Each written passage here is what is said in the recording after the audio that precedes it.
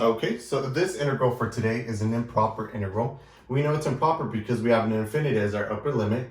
And if we notice here for our integral, we're actually going to have to go ahead and use integration by parts. Now, integration by parts is simply u v minus the integral v du. Here I'm going to choose my u to be my x. So that means that du just simply becomes dx. Now I'm going to go ahead and choose my v from the remaining part of the integral, which is just simply v is equal to the integral of e to the minus 2x dx. Now here to solve this, I'm just going to go ahead and simply use a u substitution.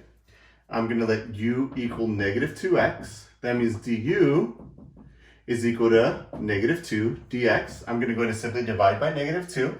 That means that this becomes negative 1/2 du is equal to dx. Now I can go ahead and go back to my integral and finish it up. That means that v is equal to the integral of e to the negative 2x. Negative 2x became u, so that's an e to the u. And then dx became negative 1/2 du. Then I'm going to go ahead and take out the negative 1/2 to the u.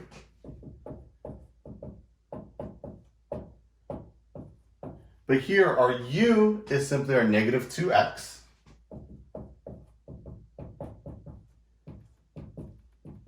Now I have all the components to go ahead and continue with my integration by parts. So I know u is equal to x, v is equal to negative 1/2, e to the negative 2x, minus the integral of this, and then du, which is just simply dx. Now I'm going to go ahead and take out the negative 1/2.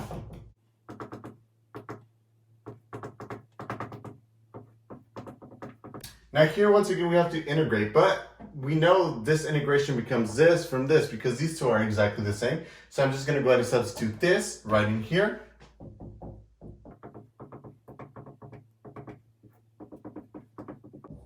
Then I'm going to go ahead and simplify it further along.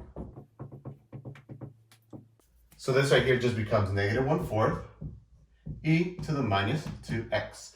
Now, this from integration by parts, but we have definite integrals, so we're going to go ahead and evaluate this. Now remember, when we have improper integrals, what we need to do is find the limits. So here this becomes a limit, and I'm going to go ahead and choose a as a goes to infinity of 0 to a from x e negative 2x dx. Now I know what this becomes. This becomes this. Now we have to remember that whenever we're evaluating an integral, we have to remember here, since I use a, I'm going to do that f of a.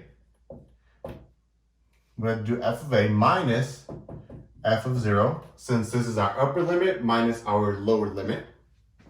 So here, I'm going to go ahead and do limit as a goes to infinity of negative 1/2 x e to the minus 2x.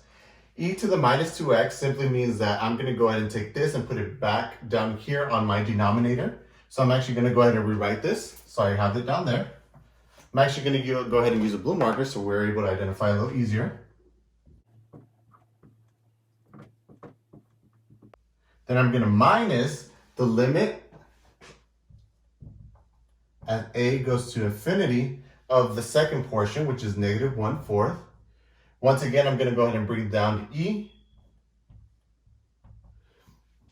Now I'm going to go ahead and erase so I have a little bit more space.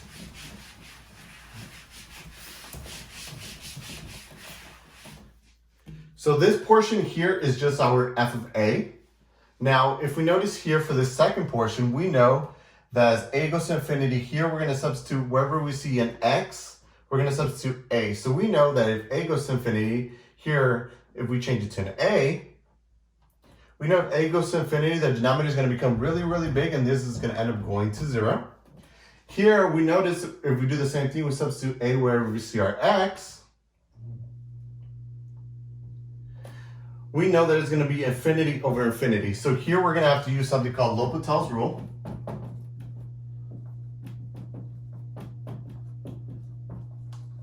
Which simply means just take the derivative of this over the derivative of this.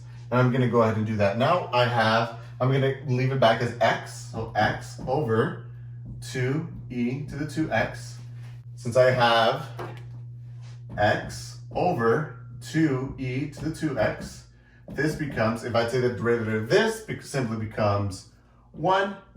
If I take the derivative of this here, it becomes 1. If I take the derivative of this, it becomes 2 times e to the 2x times 2, just using the chain rule here. And this simply becomes 1 over 4 e to the 2x. So then I can just substitute it back in here. And if I substitute it back in here, of 1 over 4 e to the 2x. Once again, this simply becomes the same as this. So this automatically again goes to 0. So this is just 0 minus 0, which gives us 0. Now I need to do minus my f of 0. So I know my f of 0 using my same integrands that I found from using integration by parts is just simply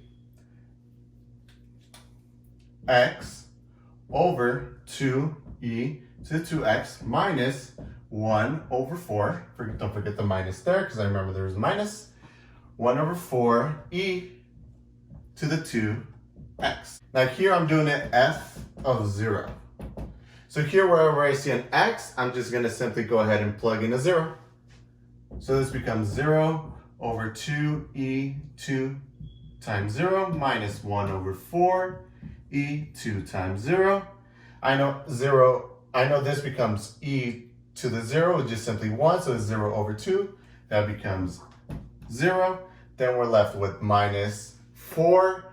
This is e to the 2, 0. That becomes e to the 0. So that means this just simply becomes 1. This becomes